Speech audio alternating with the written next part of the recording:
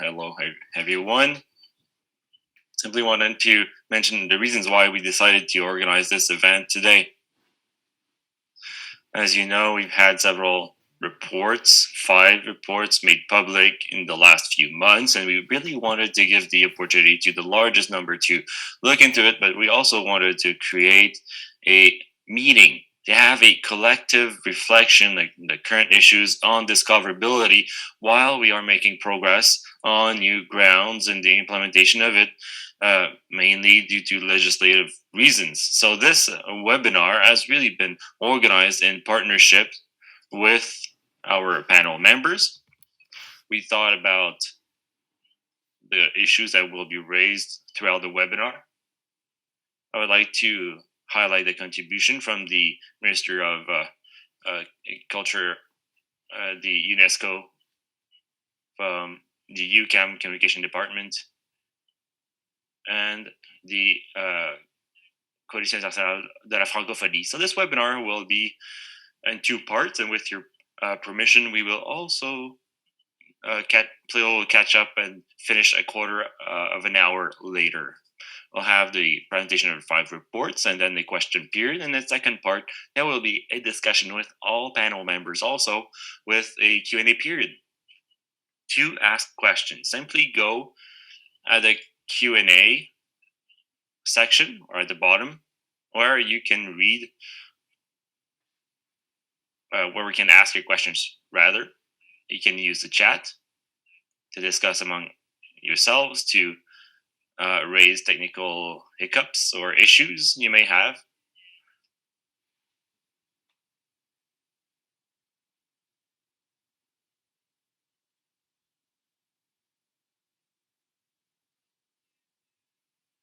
So there we have it. Without further ado, I would like to introduce our moderator. We really wanted to have a specialist to ask the most relevant questions with us. Danielle Desjardins is with us. She is an independent consultant at the Fabrique de Sens. Danielle is a consultant in the communications and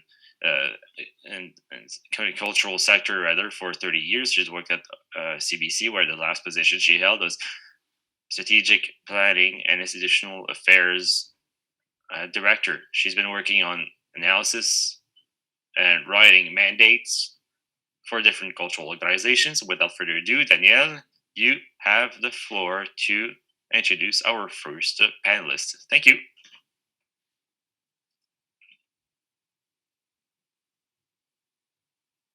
Obviously, I was muted. Hello, everyone. Welcome to this webinar on discoverability of content. It's been now 5 years that the CRTC organized with the National Film Bureau a summit on discoverability, and this is how this all started. This notion of discoverability in the way that we are talking about it today.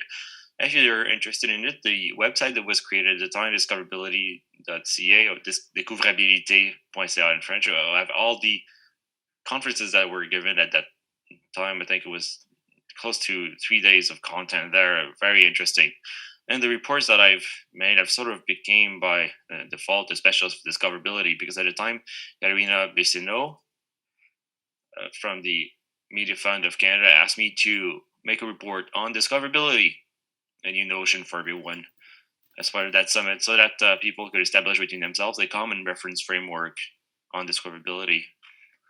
At the time, we were talking about, now notion sort of broadened up to all cultural sectors. And under that angle,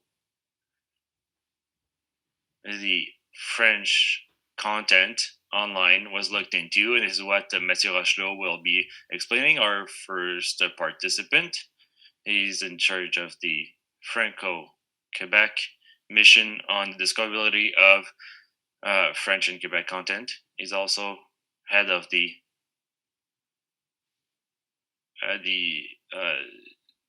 cultural department in Quebec, culture department in Quebec.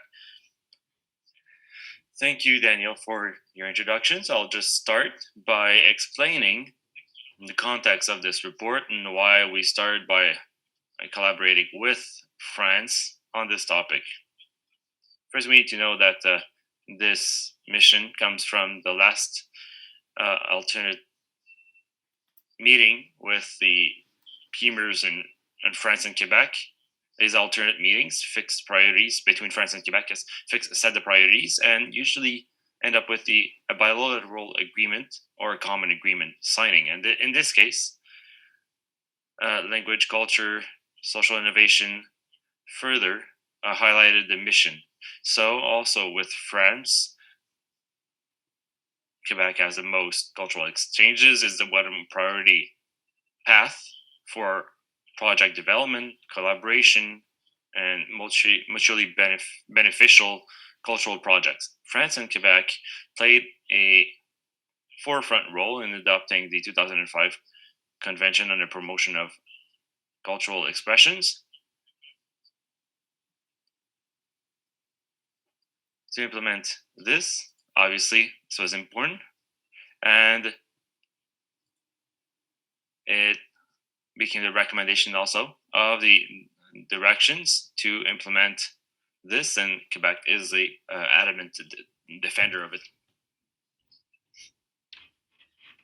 After this, we are being asked oftentimes what the common discoverability strategy could change. I would ask it incrementally, first from a international standpoint. With this, Quebec and France wanted to give the fruit of their labor, of their reflection, to address the strategy.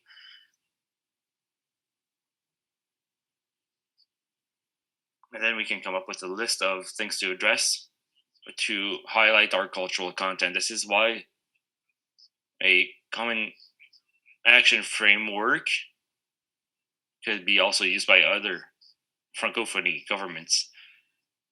The France and Quebec work ensures collaboration for French content discoverability, and this is a strong gesture, a strong action when two governments collaborate, and we see it with the consequences of the domination of global stakeholders.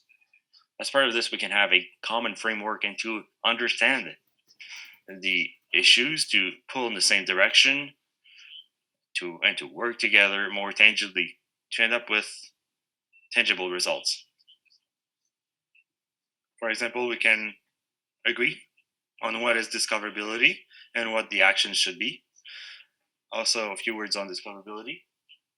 On my end, I would like to highlight that discoverability is availability online, the capacity also to be found by somebody who was not strictly looking for it. This is the central concept that makes this complexity. Talk about discoverability when content is available and maybe also seen by people without really knowing the existence beforehand. Our ministers of culture and departments of culture have a mission to highlight culture or emphasize culture, and obviously a lot of this rests on discoverability, especially with is not a recent work. What has been done currently can further specify necessary actions in terms of cultural development. So after this project, now with a little bit of a step back, we can see that discoverability will be part of all actions of cultural development in our department for the next few years. Now, if we look into the nitty-gritty of the levers that need to be activated, what I should keep in mind is that discoverability depends on several factors. As seen in the report, actions susceptible to improve discoverability of online content has several aspects and takes into account the evolution of legal frameworks. So there's not a single angle to look into it. It's a set of strategies to increase the capacity of audiences to get in touch with local and diversified contents. The strategy highlights several objectives. We also shuffled all of this to introduce them under 12 levers to activate to summarize the message and to make it as tangible as possible. So I'll just go ahead and share this here. I hope you can see it. So what I mentioned involves actions on the 12 levers. I don't really have time to talk about these levers.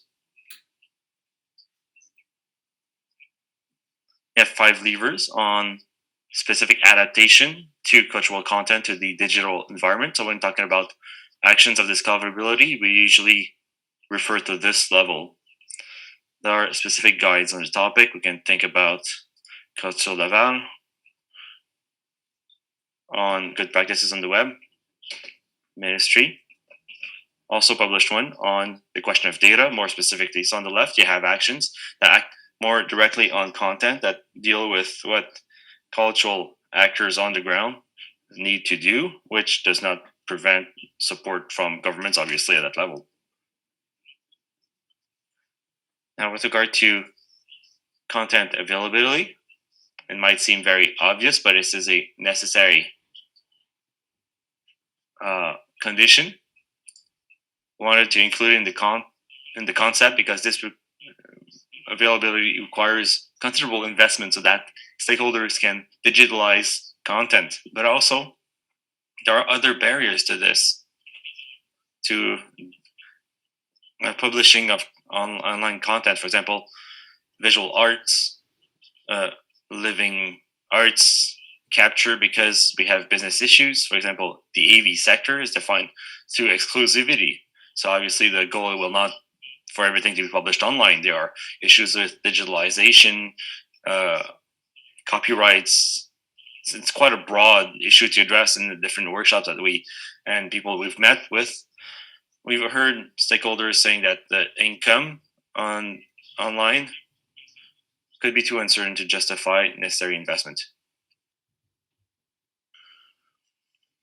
The pandemic it made everything evolve, and it's important to have conditions that optimizes all of this. And on the right, there are 7 other leverages. They're a bit more macro. They're a bit more new in the discoverability. They're a bit more what governments could do. So, like the first 3 talk about the discoverability, the discovery of competencies, etc. And the 2 in the middle, it's about understanding the environment that conditions this discoverability. Also, it helps us to understand the process of the online content. And finally, it's the end. What we have to do, it's not what we have to do at the end, but the end at the bottom right. These are actions.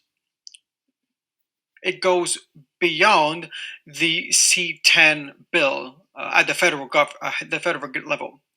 It's not only regarding what the French are doing, but also aligning themselves with our laws here in Canada. So Quebec also has to review its laws, for instance, at the cinema or elsewhere. We have to make sure that the Quebec products are well identified. And for instance, there has to be an element where it has to say that it comes from Quebec rather than Canada. So I know that we don't have so much time for each part of the presentation, but in the second part of the panel, I'll be able to come back and talk about other action plans. So Danielle, please, you may take the floor. All right, I was just waiting for a second. Now, we're gonna bring Gabrielle Grévemont. She's a professor on law at Laval University, and she is also an expert on diversity of cultural expressions. The report that Veronique has written is about online discoverability, what Mathieu has spoken about. Hello, Danielle. Hello, everyone. 2 years ago, um, the ministry decided to start this study. And it was a whole team that has worked on this mandate. And I would like to thank Iris Richer, who's with us today. His contribution was very, very important. Regarding the structure of the document, we had to take a look at the factors that influences the discoverability of online content. Mathieu has identified 28. We may talk about algorithms. It could be strategies on ergonomy, content curation, everything that has been identified on the report. And this touches 4 aspects of discoverability. We have worked with them: availability, visibility, access, and recommendation. The second element of the report was to do an inventory of the current practices in order to find the content online. Today, it has to be understood from the 2019 point of view, because this is when we have done the study. We have done the study between April and November. If you look at the report today, maybe there are new practices that have emerged, but we have a great sample. We have 59 measures that have been taken a look at, and these 59 measures have been identified as has been identified by 3 regional organizations and 15 states. There had been, for instance, Nordic regions, but we're talking about European nations, Australia, New Zealand. We have taken a look at South Korea, Mexico, etc. We also have developed arguments. We have to think, what are the reasons for discoverability? We have consulted the documents that have allowed us to form an argumentation, and we have seen how the states have put forward certain aspects in order to make sure that the content is discoverable. And then this has been elaborated by the Minister of Culture. So this is what you can find in the document, and it's available online. I don't know if Danielle you would like to move on. Well, actually, a question that we may ask ourselves when we talk about discoverability, and this is a brand new term.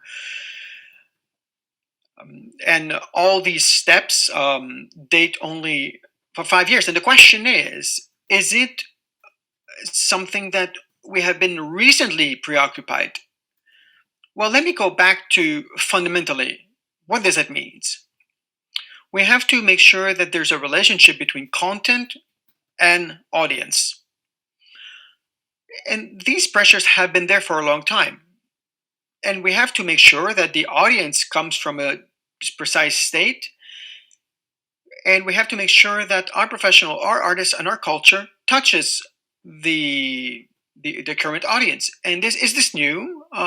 Has this appeared since the digital platforms have been in? Actually, no. In the 1930s, American cinema has invaded, if I may say, the silver screen of countries in Europe. And what did European countries do? Well, they decided to have some quotas. Quotas for projecting movies, quotas for important movies, in order to avoid American cinema domination. And this has been at the heart of the first bilateral accord negotiated after the Second World War. It was negotiated in 1947. And there's actually an exception then that was established, and this practice went down to television and then radio, and there was also always some worries regarding languages, because we have to make sure that there's enough space for regional content, national content, and it has to be accessible to the public. So it's the same logic that applies when it comes to the digital world. And there are many people are who want things to change, because the latest platforms are so big, so large, and they can eliminate all sort of competitors. They can basically erase all the cultural contents of certain states. So what can be done? For other arguments, the maintaining of the diversity makes the intervention of the state necessary. It is essential for our democracy. We have to make sure that there are other points of view out there. This is an important element of democratic societies. And it's also a cultural right issue, fundamental right issue. This influences the capacity of individuals to participate through the cultural life of its society. And this is what we find behind the discoverability issues. Yes, I have another question. Veronique, in 2005, when it was negotiated, were there any engagement that were taken back then? Yes, it was negotiated between 2003 and 2005, and the term discoverability was not written in the convention, but it's the same thing. The same preoccupation is behind this. We have to protect cultural expression in the territory and internationally. Of course, we recognize the double nature of cultural services, but what we have to say is that when the digital question was brought to the instances of the convention, as it has been mentioned, and when they were adopted, when the question was asked, and when guides were written to help states understand on how to trade this, and in 2017, that was the case. Now, we are naming discoverability, and there are some rules regarding the distribution and broadcasting of content. So we have to. So when there's question of distribution and broadcasting, we encourage states to support diversity of digital media, including the multiplicity of distributors. And of course, in the digital world, we're talking about platforms. You have to make sure that there's enough visibility of national content. Now, states are bringing measures this way, and in the roadmap that has been written regarding the digital world, in order to help states understand what to do, we're talking about measures that help find different platforms. And the UNESCO is a place to do this. And we're seeing that there's a lot of energy behind all of these measures. Has it been discussed by the UNESCO in the most recent sessions? Actually, it's not specifically discussed in the meetings per se. It's not a specific topic. However, when there are exchanges regarding the policies to put in place, we see that the question of discoverability is an important issue. It is shared. And when we're doing research, looking at different parts, we see that the debate is everywhere. Even in states that didn't have quotas at the cinema, at radio, but we have to make sure that their content is visible in the largest platforms. So, of course, this is not only in the largest countries, but also in the developing world. So, this debate is a world debate. Our next panelist, Tchéhouali, who's a professor of communication social at the University of Quebec in Montreal. I'm not going to write the whole resume, it'll be quite long, but he wrote a report in collaboration with the ODF. It's called Accessing French Cultural Media on the Internet. Our first preoccupation, why is discoverability of content is a major issue?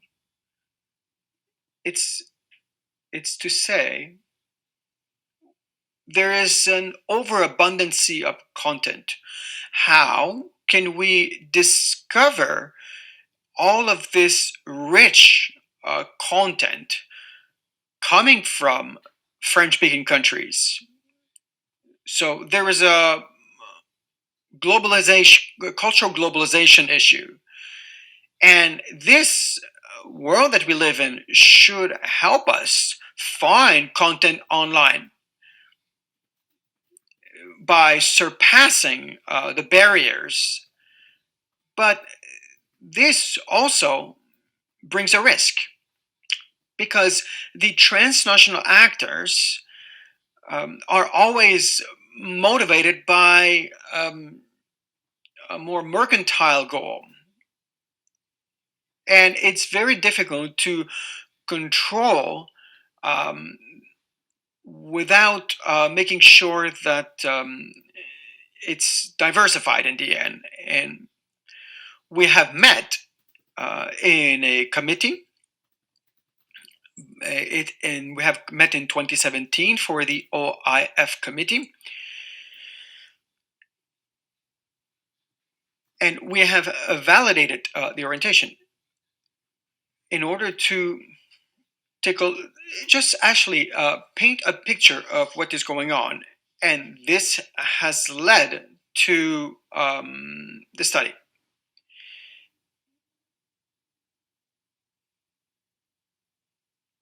Yes, Disney. What are the first conclusions that you can take from the report? Why is discoverability a major issue for Francophone countries? And why did you do this study? Yes, when we take a look at available offers, Francophone countries have always been at the forefront of the defense of defending their culture, particularly in this digital environment. First of all, we took a look at the available offer. When we have taken a look at what exists on international platforms. And a study by the OIF was focusing on French language and cyberspace. And in 2018, this report came up with these results. French language is on the 4th place behind English, Mandarin, and Spanish. And when we're talking about content in a very, very general sense. So we decided to take a more precise look, and we have realized something. We have mined some data in different platforms. We have taken some samples. We took a look at all sort of samples from a period of 2014 to 2019, and we have been surprised to see that there's only 2% of these movies or these productions that are visible online, especially on YouTube. And by going further, when we take a look at music, we didn't have this present. For instance, we took we took a look at we took a look at some artists from Africa that won some contest. We have been able to find them on YouTube or in iTunes or other platforms such as Spotify. However, when we have decided to focus on a platform,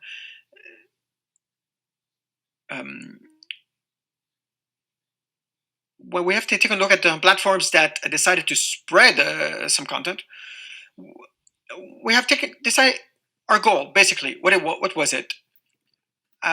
If a user has specific taste about this sort of music, this more, let's say, some music from Africa, and we have decided to touch different kinds and genre, and we have been astonished to see that on the 260,000 recommendations that we have taken a look, only 13% were the results were recommending only at 13% of Francophone content. So you're talking about availability online. Yes. And the next part of your study is about the consuming traffic, right, from different countries. So what have you learned? What we have learned, and I'm doing a transition here. In the end, yes, there's an issue of presence, but there's also issue of recommendation. Because what we consume is not that diversified and doesn't really represent the Francophone content. And one problem that the report has put forward is that we are in sort of a dictatorship of popular content. They are proven to be popular, and maybe what we should do is we should have algorithms that bring you a bit more random content in order to escape this hyper customization of content, so we can go beyond the actual recommendations.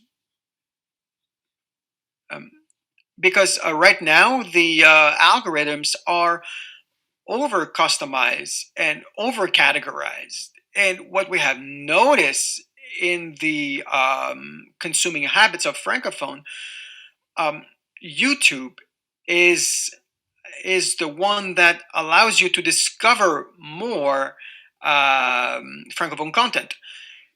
Francophones are very interested in series. What I have noticed as well is that there's also the use of smartphone usage, also in Africa. And different professionals have used new strategies of auto-promoting. Some people have even said that sometimes they even willingly pirate their own content in a strange way. So I could talk about it all night, but I invite you to read the full report.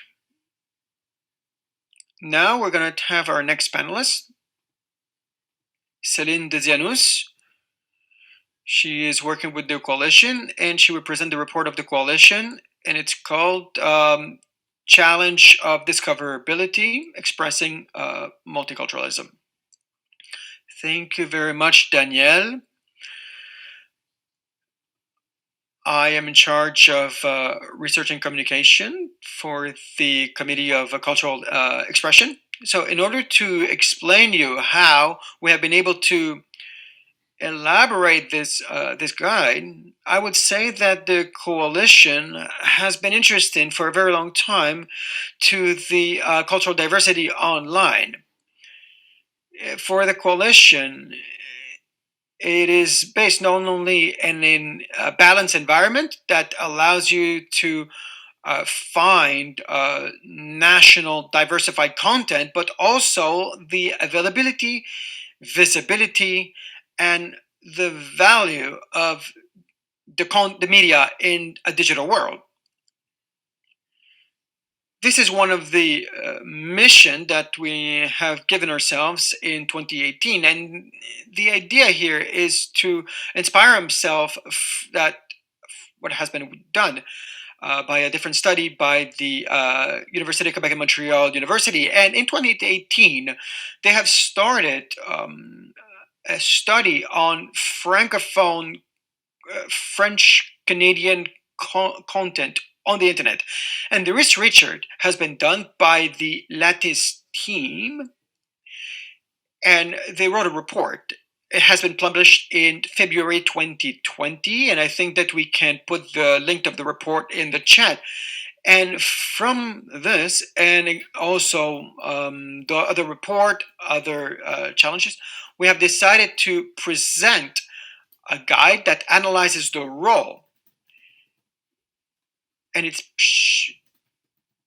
we can put online services on one side and cultural environments on another in order to promote the content, and also the governments and what the government positions are, and one of the objectives of the document is to support the work of the coalition when it comes to the I'm sorry, I don't know, maybe you're on mute, I'm sorry. I can continue. One day it'll be intuitive, I'm sorry.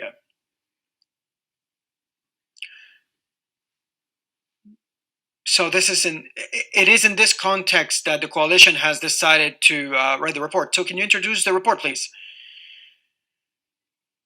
Yes, it's structured in 4 parts. It has some resources at the very end, and we wanted to define discoverability. It's a new word. This word has been used. This word is being used in Quebec, but not really elsewhere. And even in Quebec, this word could be a bit fuzzy. So we have to explain what this word means. What does it mean? Visibility of content, accessibility, recommendation. We have to define the impact of technology, and we have to present the different issues. So, following the guide, we need an approach that is defined by actors, online services, by creating new forms between the content and the public, and how they have changed the role of distributors and broadcaster. And we have seen also the big GAFA, and they're using a monopolistic approaches on content broadcasting online, and it's very difficult to see how they choose different content. And we also have a part on how the cultural industry had to survive in this environment, and we also see how every jurisdiction has been able to adapt, change its practice differently in Quebec and differently elsewhere.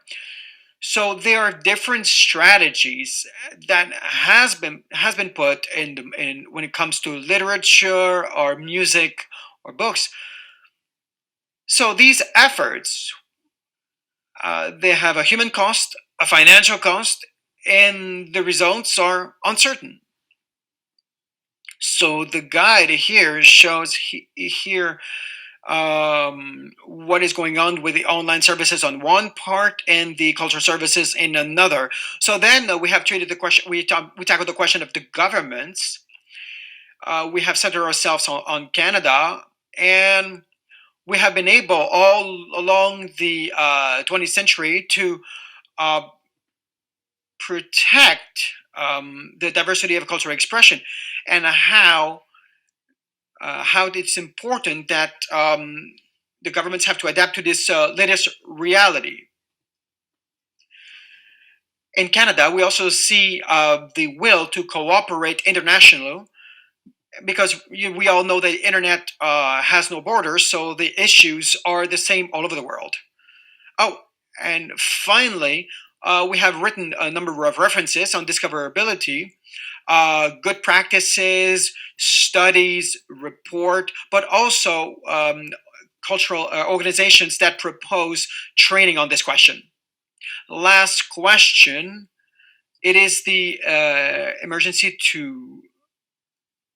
So, what is the emergency according to the coalition, or what are the urgency?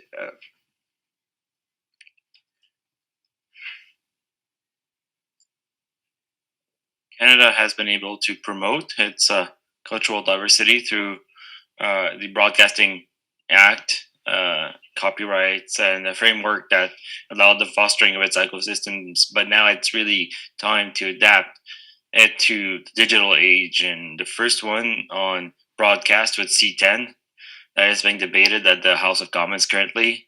The question here is to structure online services so that they can participate to local value, and also obligations of online services to have more access to data, to give parameters to algorithms where content is recommended, and a better discoverability also should mean better copyrights. The reason for this is also, copyrights is obviously a very important issue for us. It's important to better protect creators. For each of these revisions, the coalition drafted a recommendation document, so we can also share them in the chat. Why is it an emergency? Well, because the current legislation does not apply to online services that are mostly foreign. They are not required to fund national or local content, and it hampers our local cultural expressions. With the pandemic, this urgency is even more apparent because digital content is even more used now, obviously. Thank you, Céline. Now moving to our last presenter, Christian Roy, who is co-founder and consultant at A10S. He can explain what it is. This report is a technical report on the recommendation of content on music platforms. Yes, please, can you hear me? Yes. The report was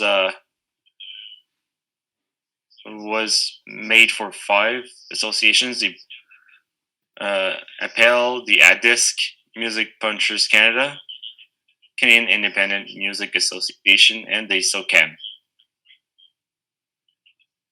The starting point of that study was to bring in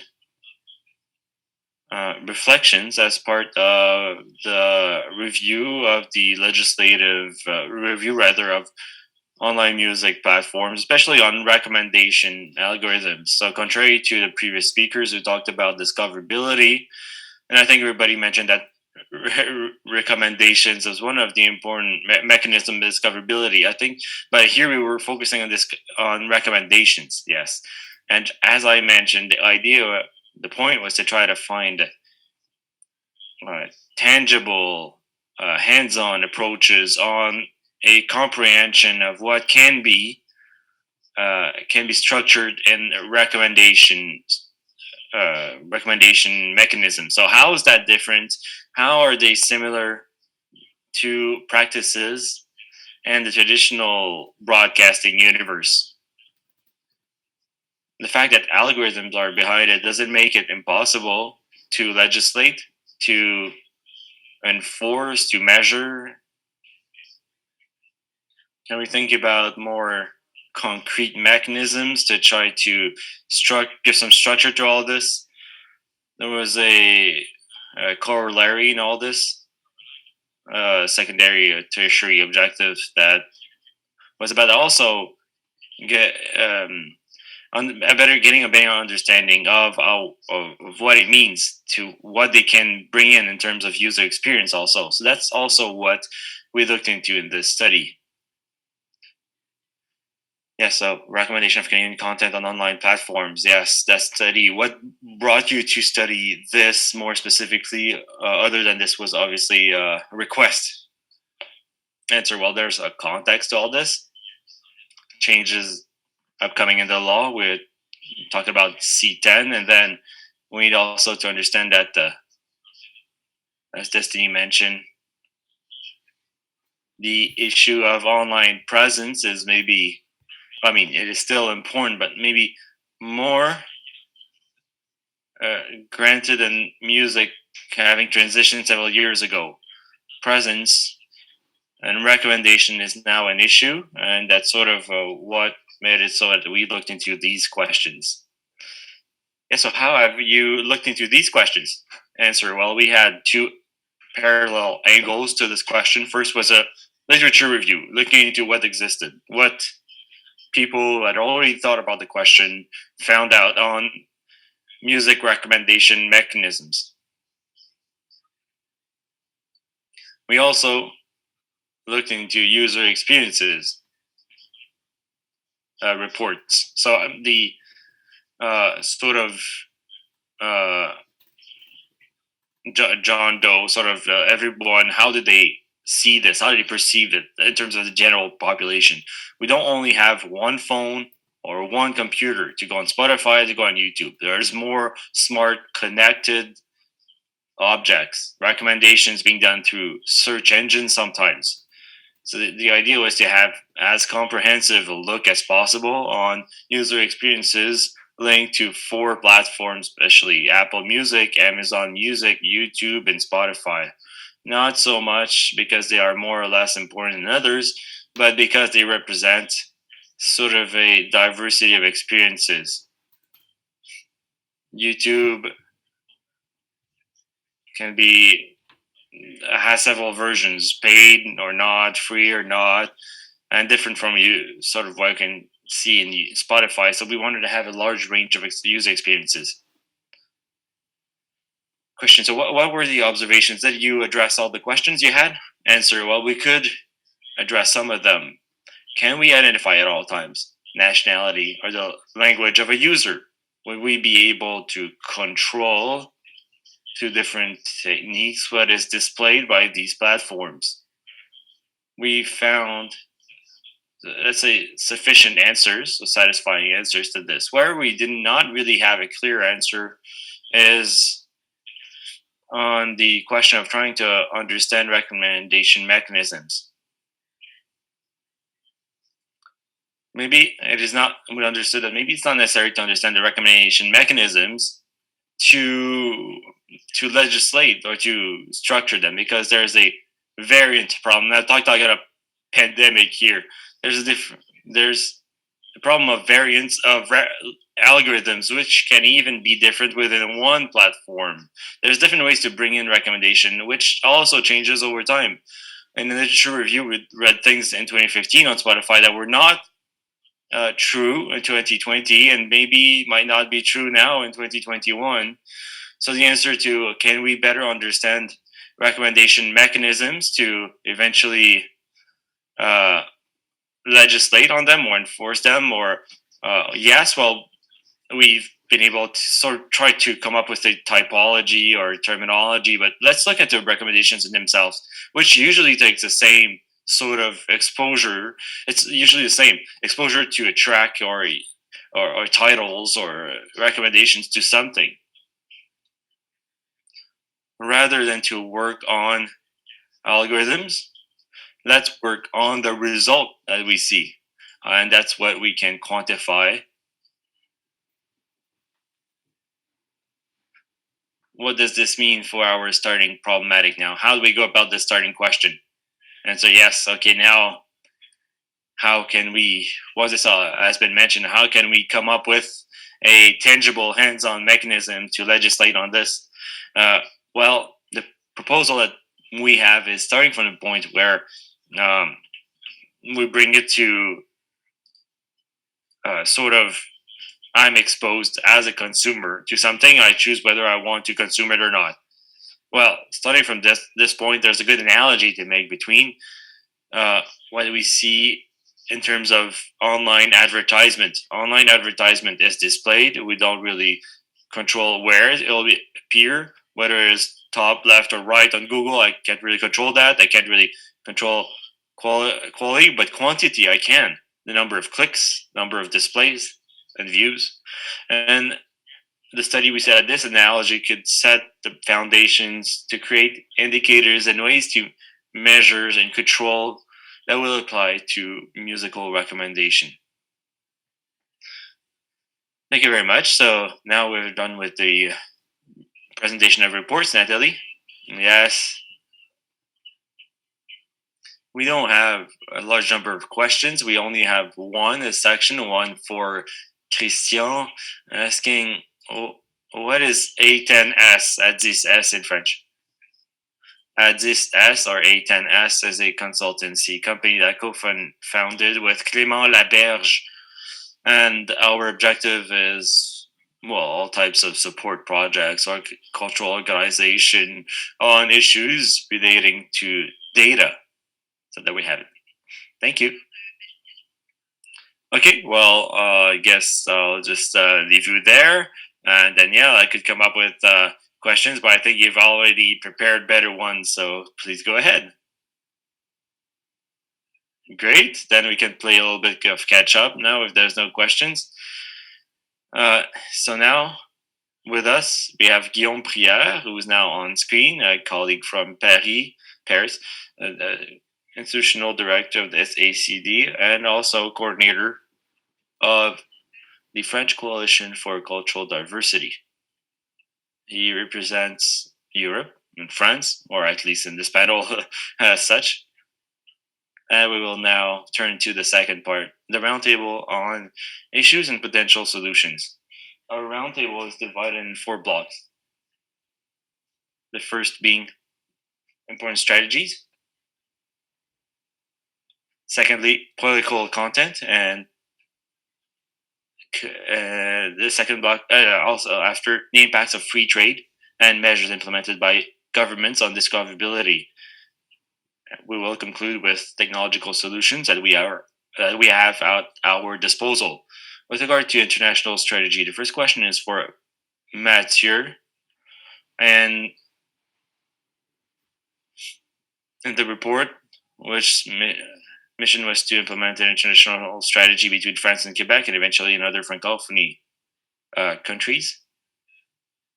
As you mentioned, and there's 4 parts to it: training, metadata, a strategic watch, and regulatory framework to ensure discoverability.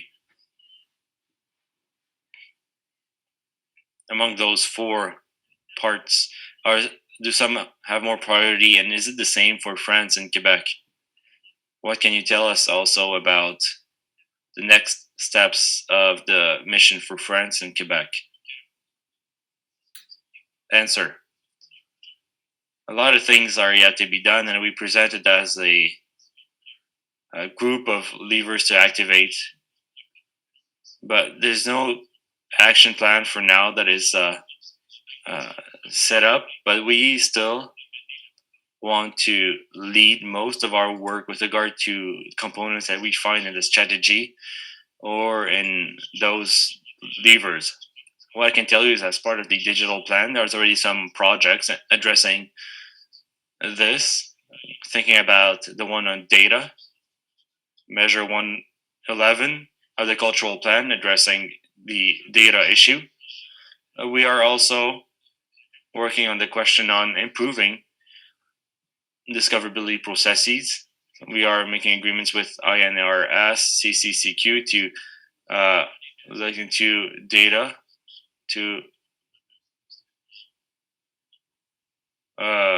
for issues of marketing. These are things that are on the way right now. Also, I mentioned previously the steps at OIF and also at UNESCO, which refer to the last element of the strategy, to defend the discoverability of local content internationally. So that is also ongoing. The same on the international aspect of it, to discover the several international local markets that exist on the left side lever to have a better position on local markets. So we are strengthening capacities of Quebec delegations abroad. Obviously, there's support being done. This is being done currently. Now, with regard to France-Quebec actions, was joint or not, the strategy identifies it very well. When we identify France-Quebec action, a common action, this is something that we want to do together. And obviously, these actions have a form of priority because we want to keep working with them and to strengthen our partnership.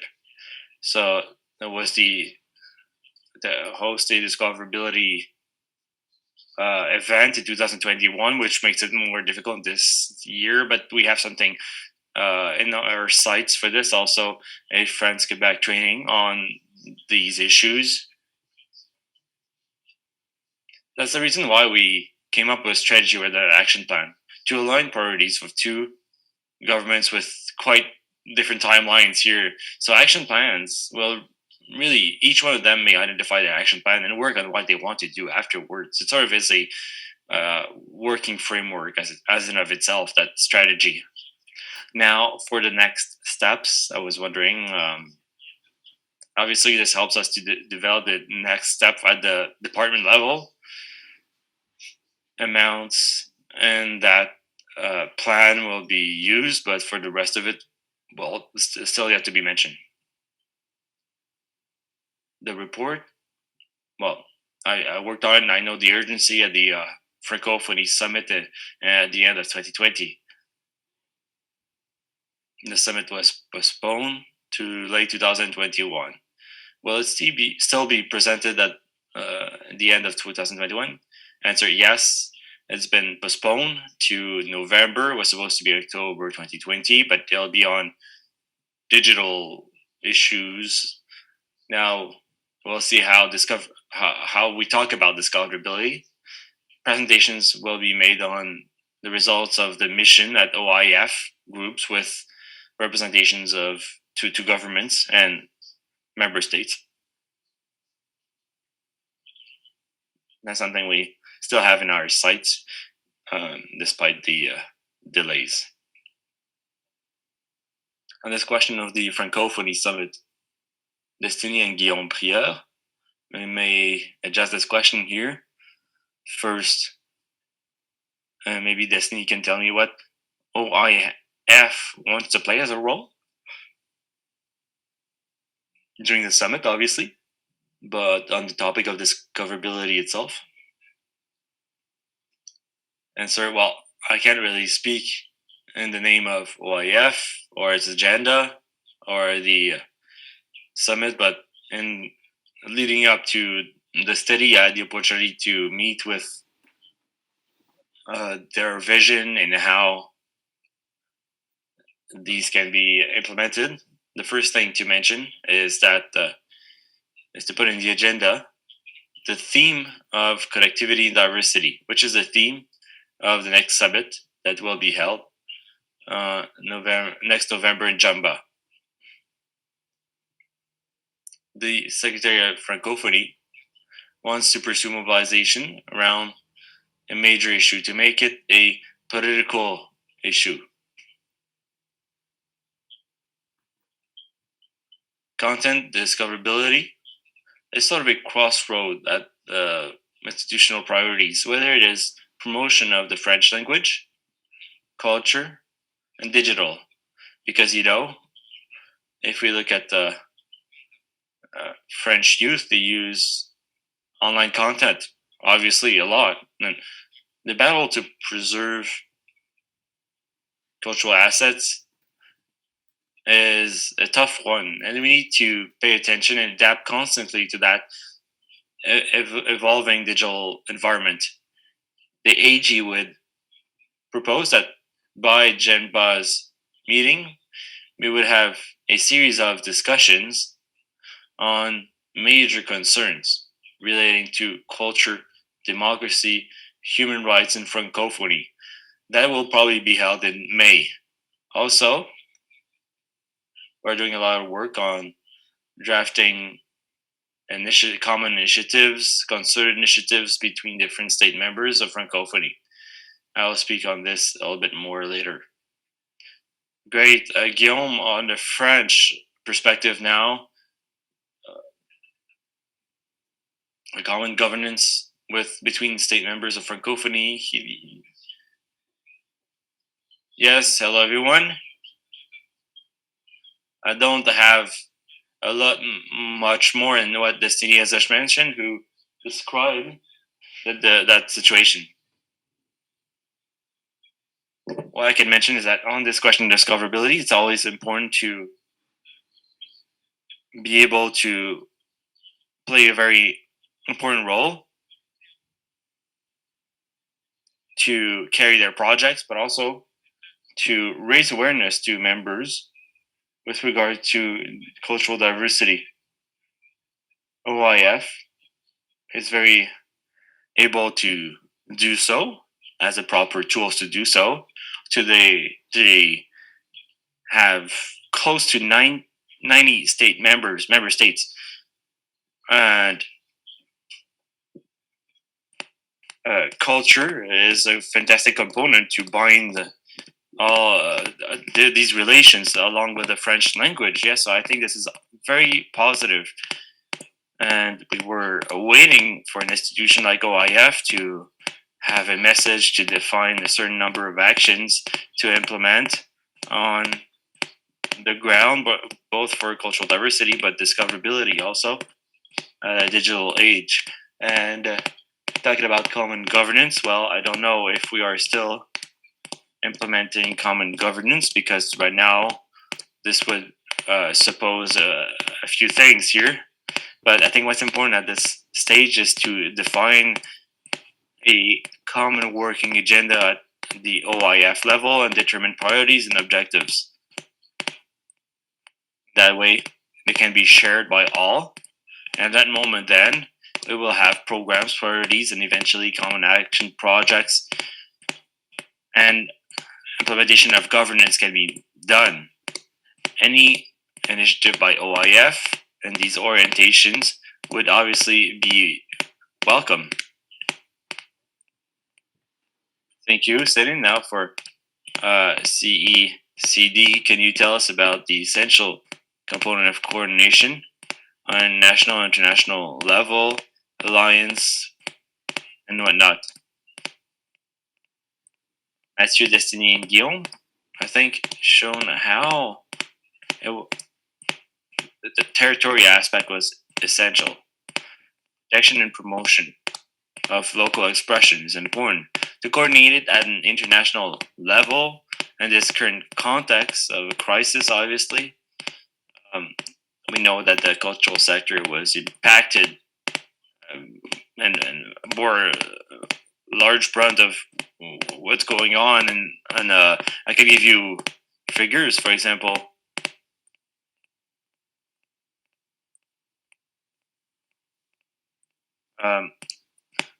Spotify, plus 22% the first quarter, plus 13% second quarter, compared to 2019 figures in 2020. So we see an imbalance that's been there for several years. But with this crisis, we can see how much untenable it is and how urgent it is to draw conclusions on an international level. I mentioned operational directives of UNESCO on the 2005 implementation. CECD rather has played an important role in implementing the 2005 convention. It is mobilized at the Canadian level, obviously, but also internationally with the International Federation of Coalitions of Cultural Diversity, yes, where Guillaume is present. And our co-president, for example, Luis Koenig, attended the 14th session of the Intergovernmental Panel of the 2005 convention early February. We saw the necessity then to accelerate the adaptation of policies to the online environment. Also, a roadmap for UNESCO members based on respect of intellectual property and fair compensation of artists and professionals in culture. Thank you, Céline. Now I'd like to go back to Guillaume. are a member of a working member on content diversity that was implemented by Heritage Canada based on a summit that we had. I think you are on that. The working group now is working on guiding principles on discoverability. Can you very quickly say a few words on this?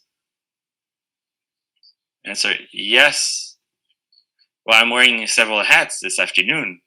I also belong to that working group that has been implemented for was created a few months ago. So last October, this is a working group, yes, that was created based on the Canadian government initiatives. It is a multi-stakeholder working group with France, Australia, and Germany also participating in the work. Representative of the civil society, for example, myself, for CACD, and also the France coalitions, and also an African member as part of the Cameroon coalition. So this is a working group that has 4 pillars. The question of discoverability, that is one of the pillars, but also the economic viability of creators. So basically, compensation of creators at a digital age. Not so much on content, but support to information and fair news. Let's say that's how we should say it in in Quebec. And the last aspect also that is important on discoverability is based on transparency of our algorithms. Through discoverability, without talking about transparency on algorithms, that would be sort of difficult, right? So this is why we're making segues between this, and the goal of all this work is at the end to deliver a tool based on guiding principles that could be mobilized everywhere: civil society, businesses, platforms, and also by governments themselves. I think it could be very helpful so that digital services strengthen their own responsibilities, their own commitments that they have with regard to culture, creation, and its diversity. We know that self-regulation can only go so far, and that state intervention has certain virtues to it and guiding principles that could end up with reflection, could be broken down into measures and public policies. We're talking about guiding principles here and not really extremely tangible measures. On the question of discoverability, what is underlined here is the implementation of different tools, all the tools available to help access by spectators of different contents and cultural content, and then with a basic principle also to remind that cultural creation deserves to be supported in itself, because it's also the base of discoverability, is also so that the creation exists and can be recognized as such. And one of the founding principles of cultural diversity is the right for states to adopt measures supporting creation locally and nationally. So this work has begun in March. They will probably be extended. We have meetings up until the end of spring. And then eventually, if we come up with a consensus with everyone, because within all this, there are representatives of platforms. I'm thinking here Netflix Australia, present on that working group. And so if there is a consensus that could be made on guiding principles to federate everyone or to rally everyone, I think this will be presented in the second part of 2021.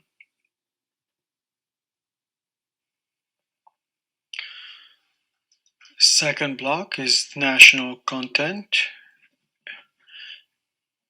And Guillaume, I would like you to continue. Can you tell us what is being done at the European level?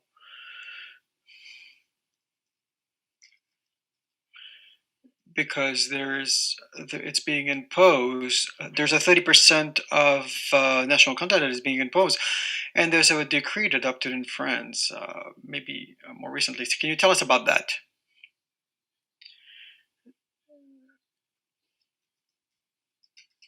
Yes, this is a decree that was sent to the European Commission in order to verify if France is following European rules. One of the measures that has been adopted in 2018, and it has been input in many European countries, and particularly in France. Actually, two measures are important.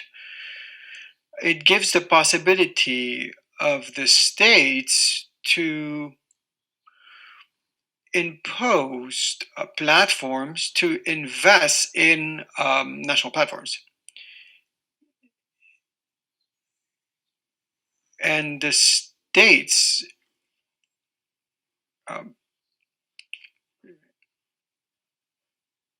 so from now on, with this new rule, there has to be an investment in national content, and this investment has to be approximately to 20 to 25% of the money generated in a single country. And the next one is it can easily be not implied, rather implemented in European countries, and it's regarding this. In the service catalog for video on demand, and France already had certain rules regarding this, regarding video platforms. And what is the rule? The catalogs must have at least 60% of European content. And on top of that, it has to be French content. So right now, many countries have put in place some quota. What we're changing is that for each state in Europe has to control the platforms that are in their territory. And they must have 30% of European content available. So it's very important because in a number of countries, and we can see this in France, we're always around this 30%. And that's why many people wanted the European nations to be, European Union rather, to be even more ambitious. But it's also true that in a number of states, and I think of Central European states, today, studies have showed us that in certain countries, European content represents only 10% of proposed productions. So this rule all over Europe is not applicable because different countries have different realities. In France, we have decided to go much further and not as much regarding to the visibility of the content because they will remain the same for instance, let me give an example. Canal Plus in France will still have to follow the obligations of the latest European agreements, which means at least 40% of French language and 60% of European language. So if you're talking about Netflix and Amazon, they will have to be they will have to follow these European rules. And of and there's also the issue of financing or funding rather than visibility. And this is also very important. Of course, visibility is important as well. Yes, we can talk about funding. And I'm wondering, how can Canada and the European Union, how can they establish national content? These definitions are not new. Since the beginning of digital platform,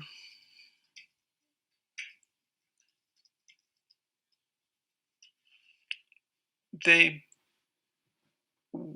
the question was, what can be called a European content? It has to come from a member state of the European Union. There is the European Convention on Broadcasting, and there's also a number of jobs that are also fixed in this rule. And there are also some workers who live in one or several European states. So and also there is it's also regarded a certain number of producers. The producers also have to come from Europe. So on national content, it's a little bit different.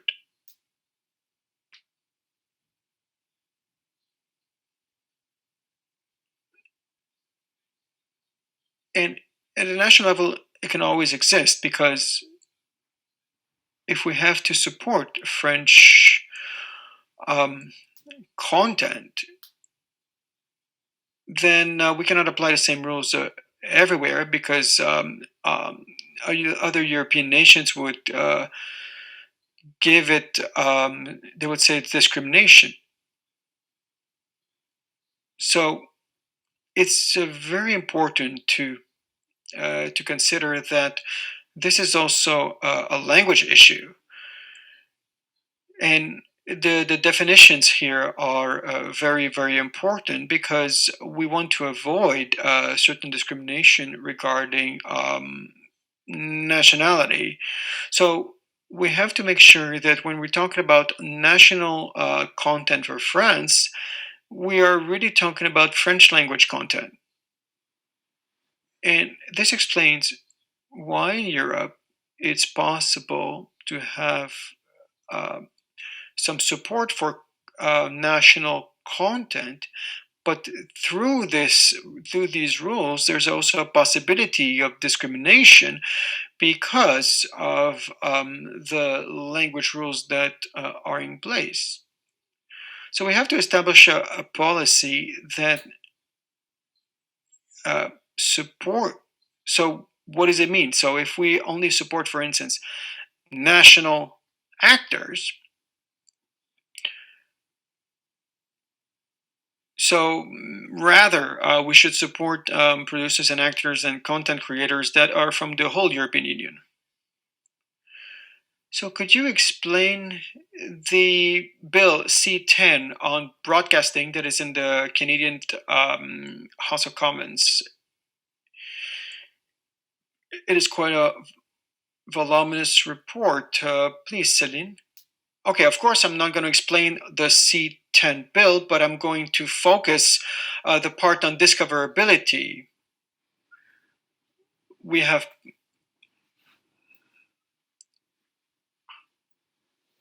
so regarding the discoverability in the bill, it's regarding the article 9.11. So the council, the CRTC, can impose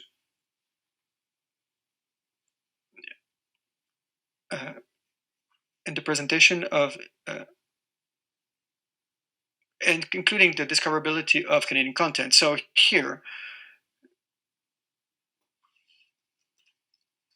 I'm glad that the Canadian government has recognized the political weight that it put on this. So we are proposing one more element.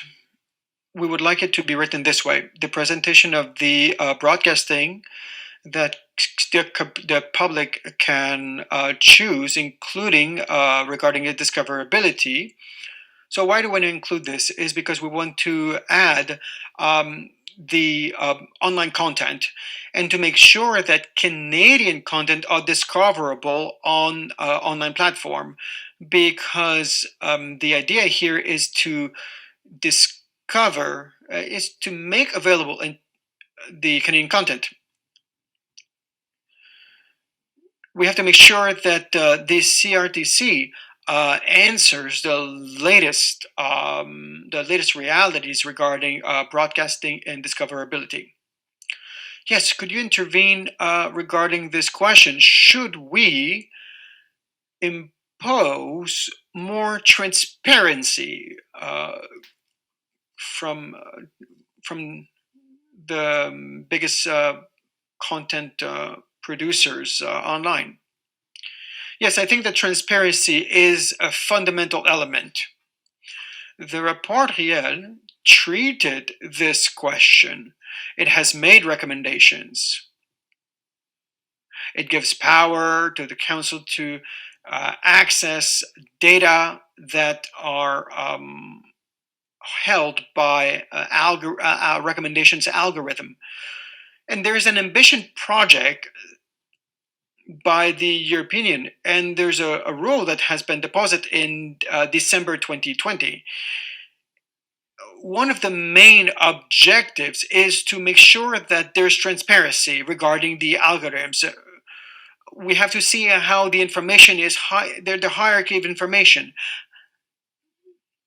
There must be an obligation from the platform to inform on how their parameters and recommendation platform works, in order to make sure that the content receiver has more to influence on how these algorithms generate content for them. Because right now, the public is not aware on the whole manipulation by these whole platforms. So the rule would bring an interesting step forward.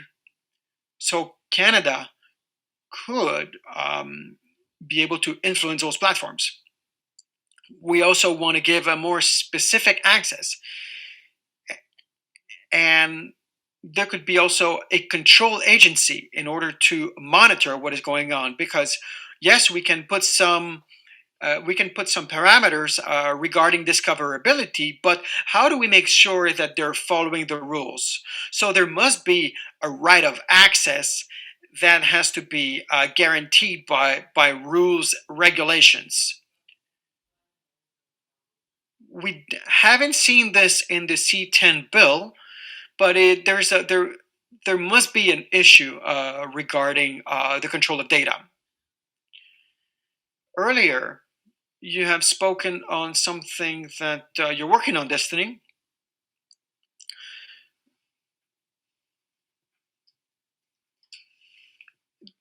Are we advocating this on your side regarding the platforms and the way they work? Yes, absolutely. When it comes to discoverability, this touches several players. We are taking a look at the roles of the state. We're taking a look at cultural sovereignty. There is the issue of national identity in diverse cultures. So concretely, what we see is that we have to bring a number of measures, and we have to establish some guidelines in order to act commonly on discoverability, particularly when it comes to the Francophone digital strategy. The most important thing is the first step. We have to do an inventory. That's what we should do first. We have to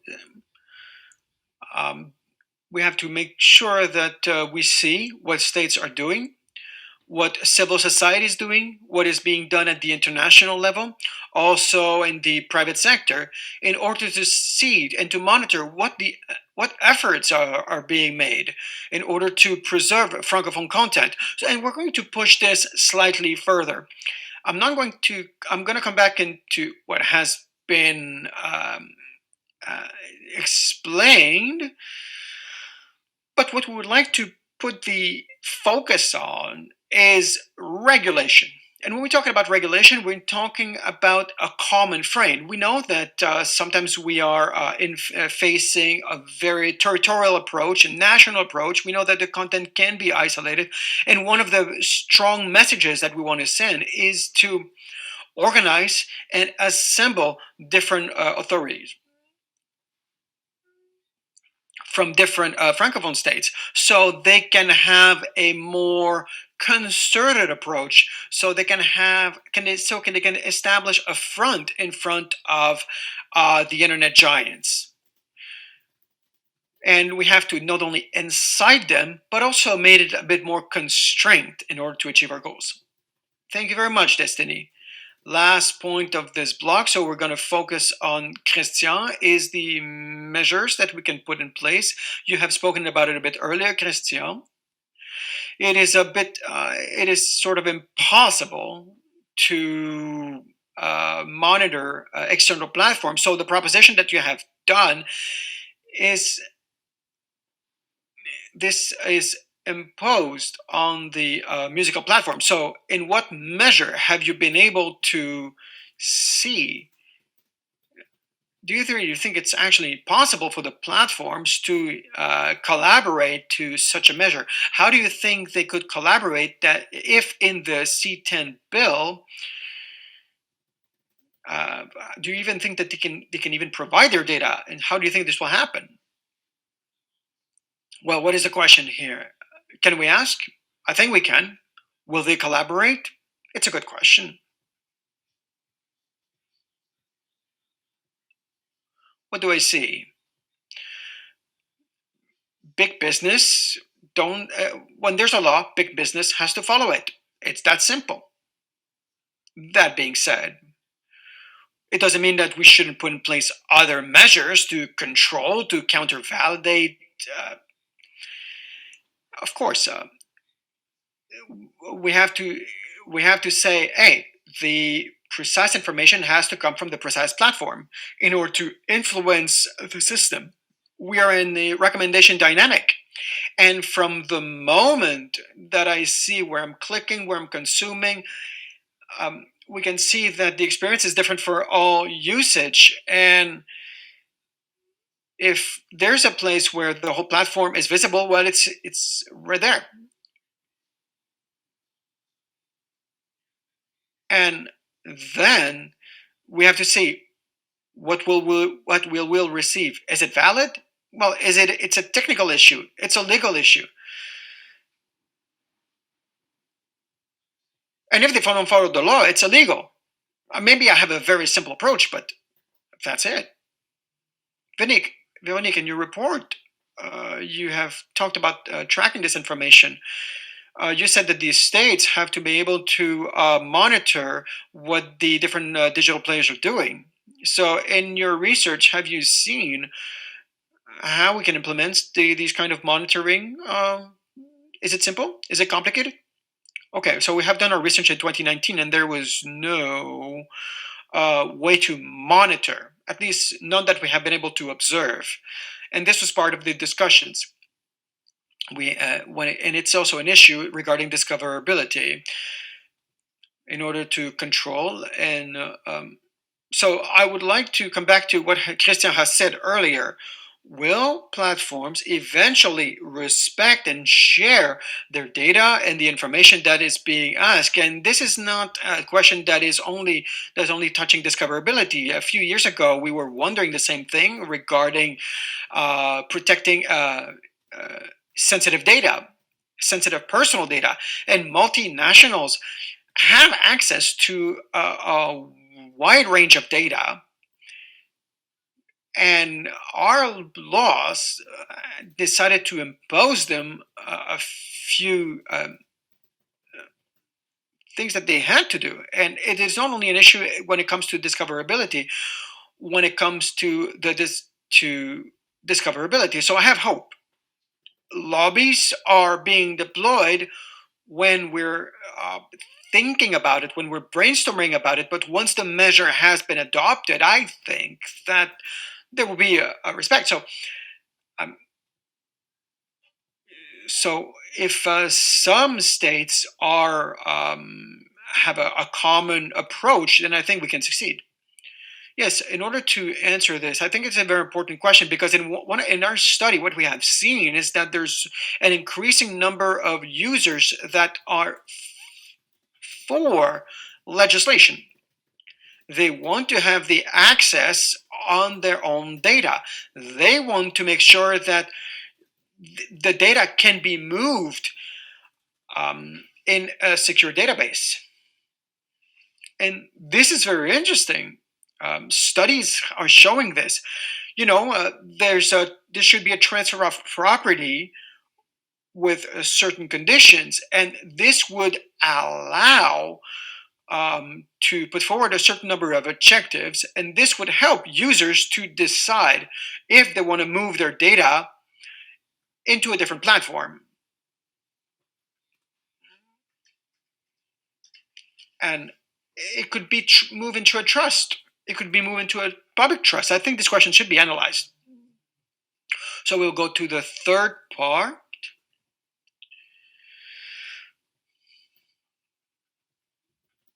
So the question is for you still, Destiny. In your report, there was something very interesting.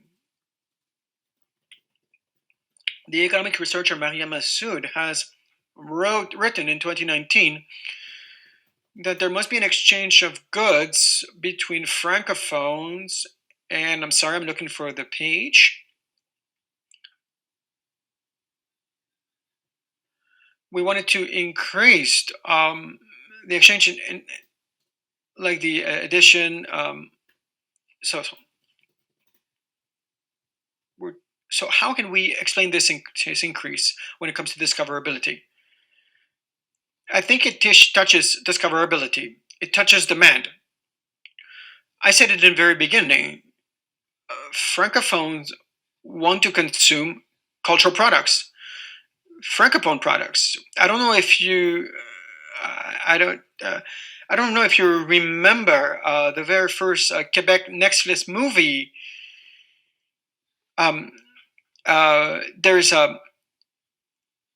There was a first Netflix hit considering a Quebec movie, and I don't know if you look at the data, but 95% of the people who watched this series actually came from outside of Quebec, and it's the same thing actually with Lupin. Lupin is a French production, but it has watched way beyond France's border. So there's a real opportunity when it comes to a francophone market. Take a look at the Quebecois market alone by itself is significant for Netflix. But when we're taking a look at the 200, 300 million of francophones all over the world, then it becomes much more lucrative when you're looking for profitability with niche content. Take a look at the situation in Africa. There is an effervescence when it comes to usage. People are using increasingly their mobile phones to get some content. And there's a new national platform economy. There's on-demand video. And this is also an interesting path to follow and to see in the future. Next, free trade. I think, Veronique, what is the importance on free trade when it comes to discoverability? It is a very important question because the free trade agreements are multiplying at warp speed in the last few years. And there are some issues regarding digital economy, and we find increasingly anti-discrimination policies, and maybe we talked about movies, music, images, in order to make sure that national content doesn't fall behind content from other origin. So discoverability can come behind these market forces. So there is some sort of discrimination currently, and the Canadian approach right now, they have excluded all cultural content from these free trade agreement. And when it comes to the Trans-Pacific partnership, there's an engagement of non-discrimination. So there is a chapter on the e-commerce. So we have to make sure that the state preserve flexibility. And there's another point. There is an increasing number of um, of not requesting operators for their data. This is the idea of a free circulation of data. So states don't interfere. So what can we do? What can we do if we accept this without concession? If we ever want to do a control. Now, some agreements are better negotiated than others. We have seen that when we request this data, we have to make sure that they respect their engagement. So it is not all the agreements, all the engagements that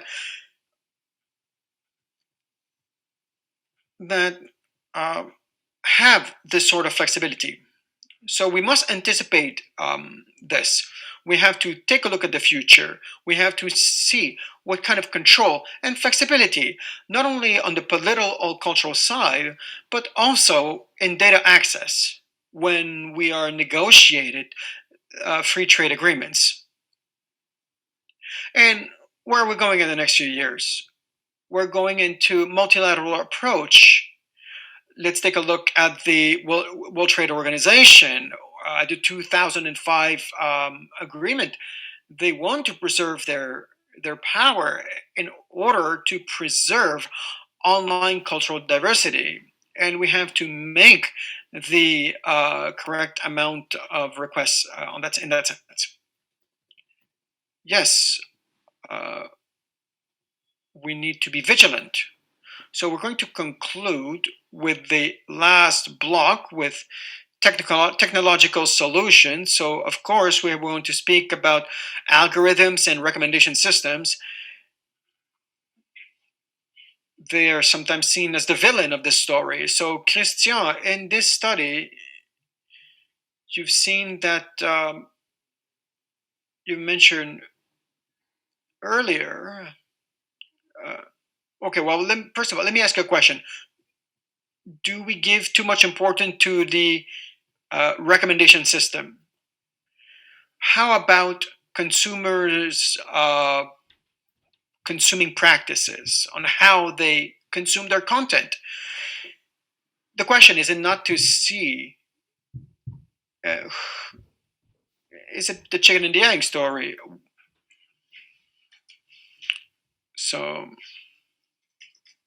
So there's a question of platform.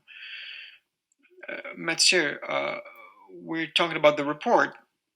We're also talked about the economy, and the platforms have a large, they're very, very important.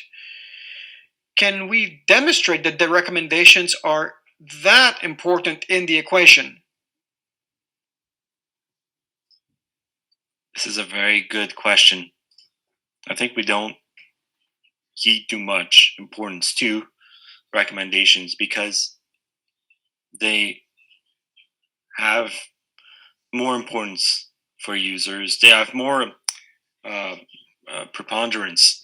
For example, when searching a title for Netflix, will never, if you're searching for something that doesn't exist, it will never say not found.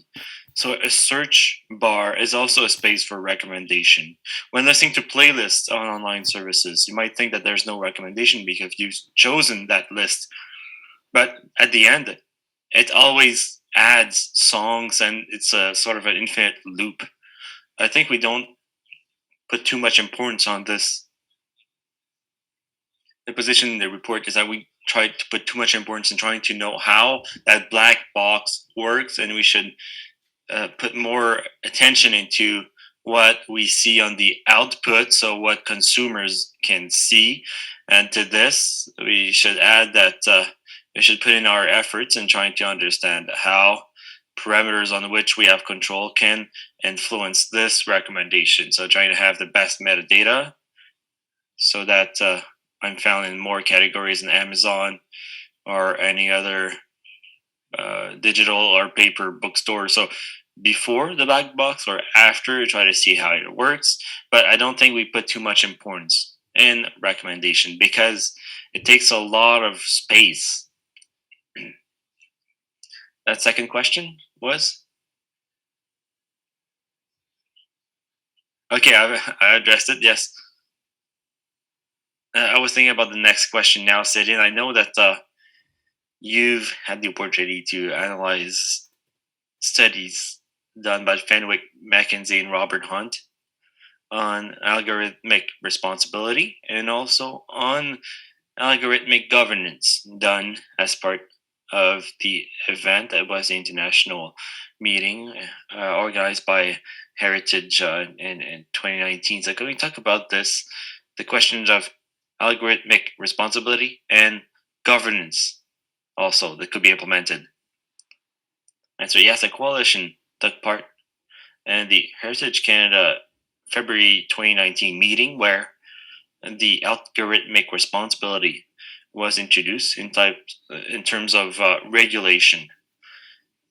Discussions were held on the difficulty to determine how those online platforms can be held responsible or can be accountable for the effects online. So several documents were produced for that meeting. We read those documents and analyzed them. Fenwick, McKinsey, and Robert Hunt presented their documents. They are asking several actions to improve algorithmic actions, and they identify three strategic objectives: to improve algorithmic inputs on the public domain, to ensure that decisions made in the code can be justified for public use, and to invest in a better understanding on the use of creators and publics of digital content audiences. So this gives us a framework to take action on business algorithmic responsibility.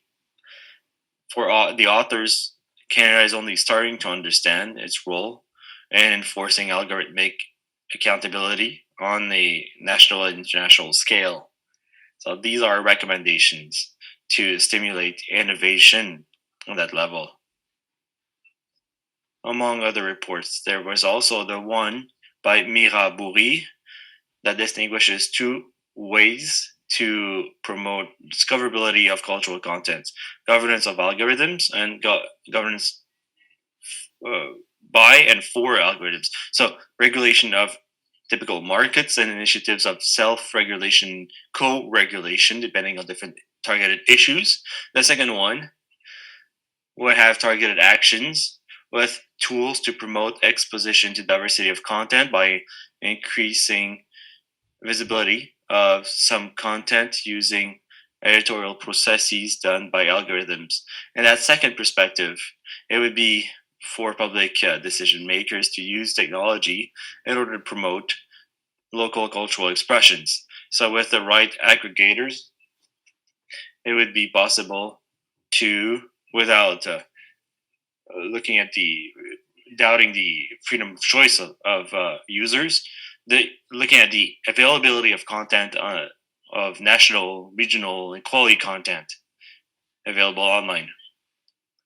Well, maybe the last 2 points. First, on the framework of the governance of algorithms. Maybe with you, Mathieu.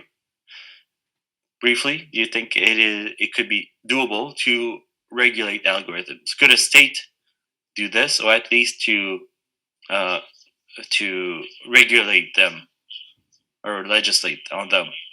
Answer: well, to legislate the functioning, I agree. I don't think it is possible or desirable. And this raises several questions and need to be monitored, but also what are we doing with algorithms that are evolving by themselves? That's where we are headed also, and it's hard to legislate. So we need to legislate the effects. The importance of algorithms is also, with regard to what Christian mentioned, on their importance. Jérôme, also in the chat, posted that 80% of YouTube use is based on algorithm, but we don't know. We don't have access to data. We think it would be. Levers on discoverability will help us to have data from consumers. And this seems to be an essential avenue for the rest of things. Otherwise, algorithms is one component among others. Algorithms draw their inspiration from somewhere. If we don't normalize the use of metadata, there is also an issue in that regard. There are things that we can also do beyond that legislation that could take time, that could be complex. The report mentioned that we need supplemental research time, but obviously the appel report from Christian is a step in the right direction. But there's also other things we need to explore this a little bit more in order to define maybe the following steps.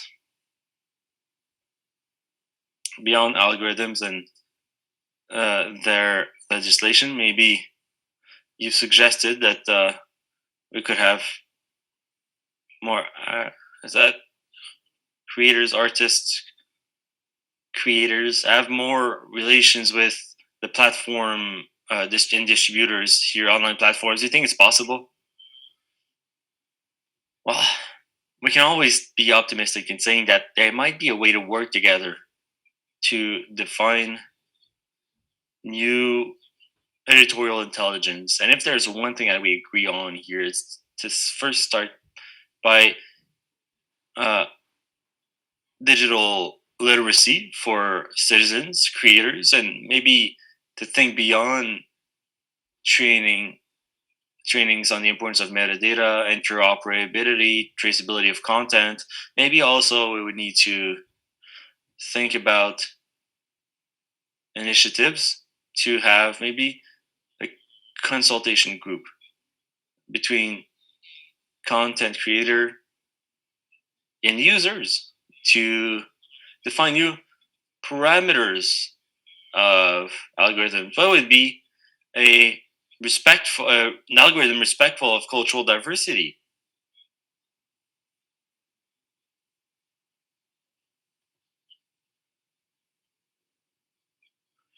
So we have lots of forums and meetings, but what is lacking around the table is private stakeholders.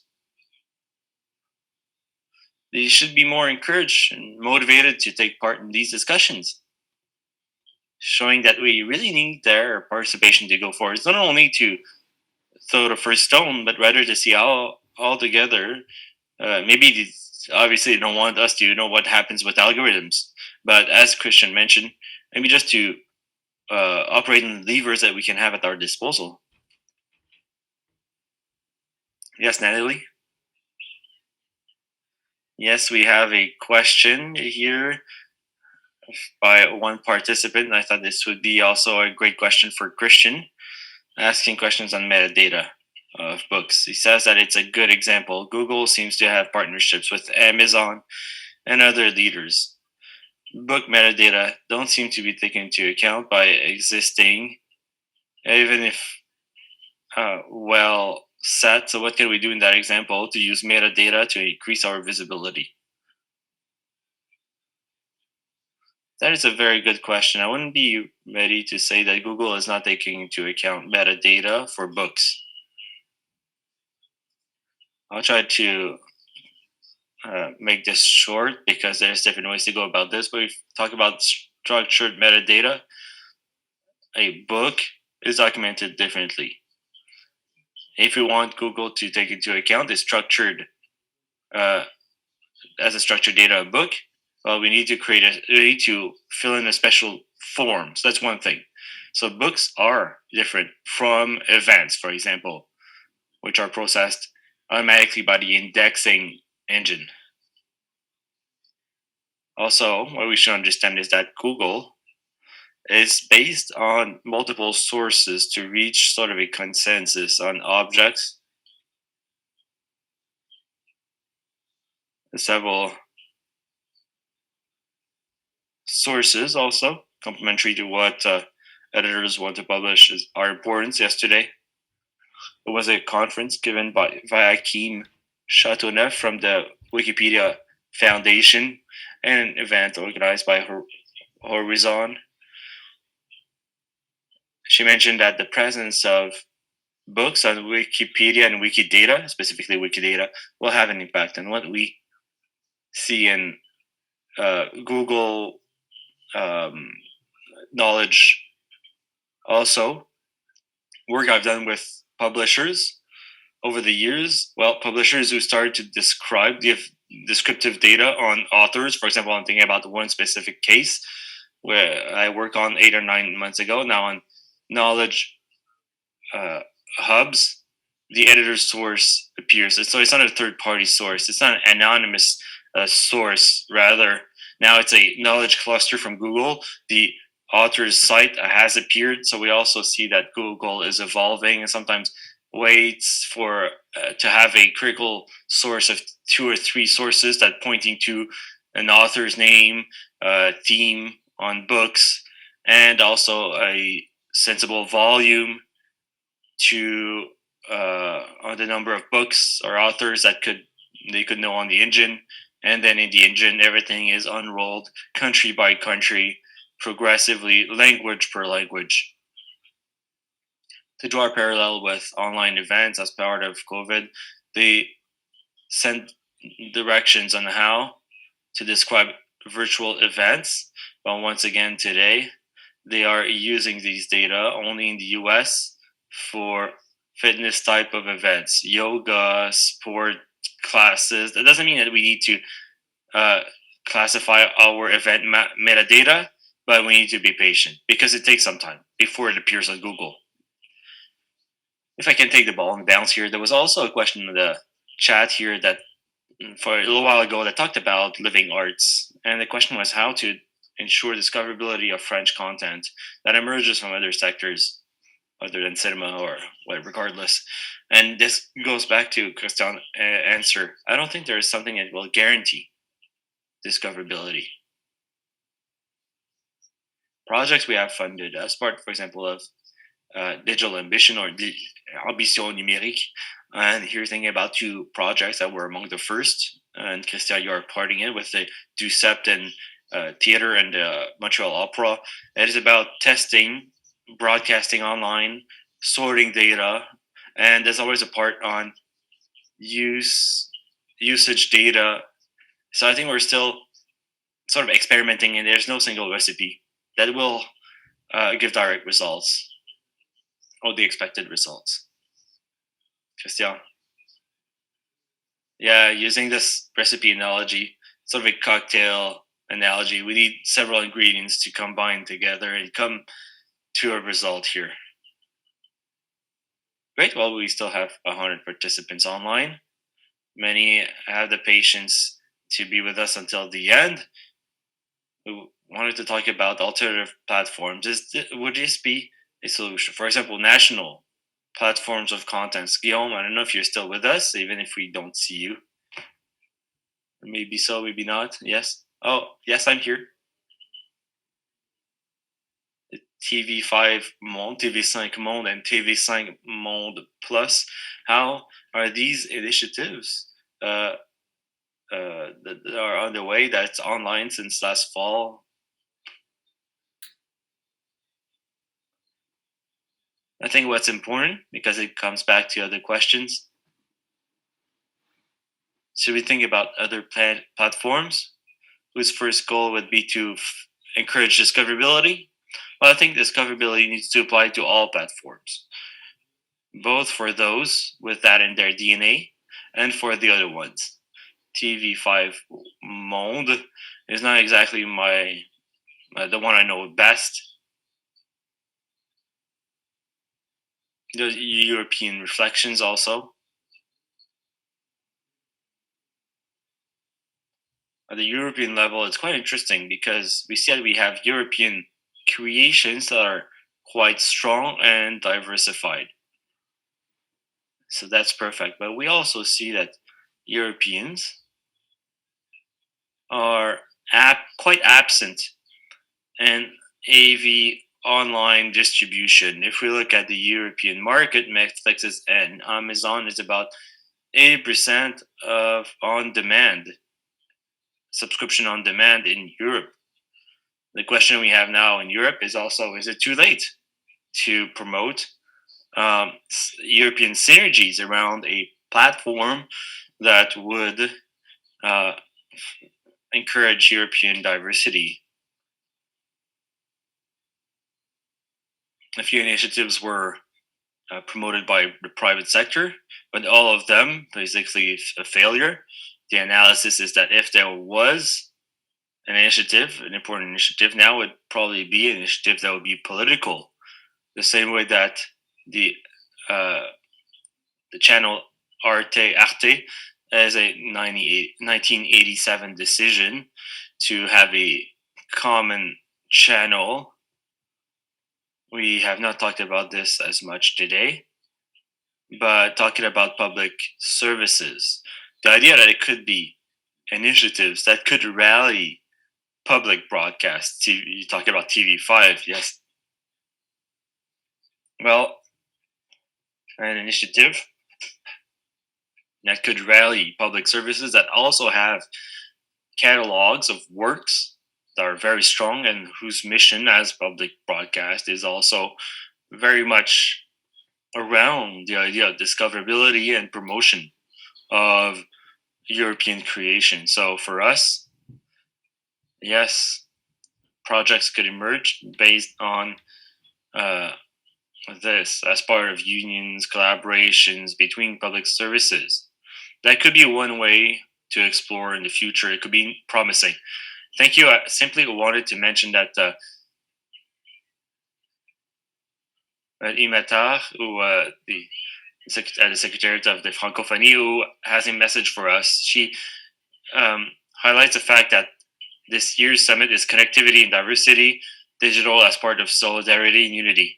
So this summit will be the opportunity to adopt a new digital strategy for Francophonie, and the preparatory work to draft a strategy are on the way. And as part of this, the discussion of discoverability and of cultural content is very much relevant. OIF studies and France-Quebec studies were shared last January with members of Francophonie, with Mr. Tchéhouali and Rocheleau. So this idea of discoverability of content is based on the priority given by the General Secretary of OIF and the positioning of French language in strategic sector for the development of our countries. So this is a message from OIF, partner with us at this event. And there's maybe a last question that came in the chat, maybe not the right place, but still relevant here. And maybe you could conclude on this. I know that Véronique raised a question already on this and everything dealing with discoverability of vulnerable groups on national territories. So, for example, the realities of visible minorities, indigenous peoples is taken into account when talking about local, regional, national content. And is it enough to promote culture? did you want me to address this? Well, Veronique, since you talked about this and your colleague is talking about this, I think you would be quite.